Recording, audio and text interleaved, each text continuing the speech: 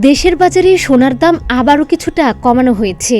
এ নিয়ে টানা সপ্তমবার স্বর্ণের দাম কমানো হলো। ভালো মানের বা 22 ক্যারেটের সোনার দাম ভরিতে 420 টাকা কমানো হয়েছে। এখন 22 ক্যারেটের এক ভরি সোনার দাম কমে হচ্ছে 1,11,041 টাকা। এর আগে দাম ছিল 1,11,461 টাকা। এ নিয়ে টানা সপ্তম দফায় স্বর্ণের দাম কমানো হয়েছে মোট 8,387 টাকা।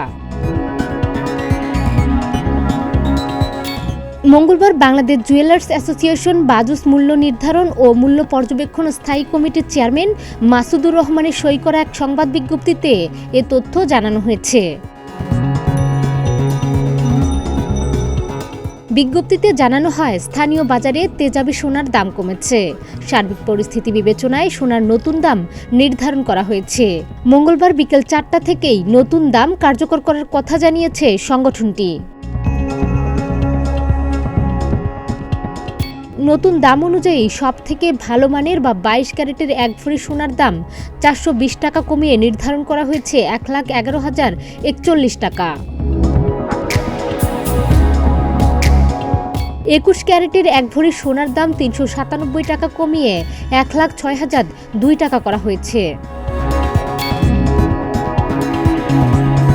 আর 18 ক্যারেটের এক ভরি সোনার দাম 338 টাকা কমিয়ে 90,863 টাকা নির্ধারণ করা হয়েছে।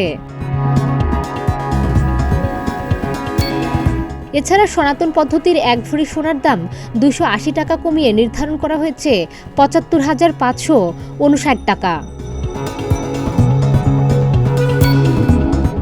এর আগে 29 এপ্রিল থেকে 23 এপ্রিল পর্যন্ত 6 দফায় সোনার দাম কমানো হয়।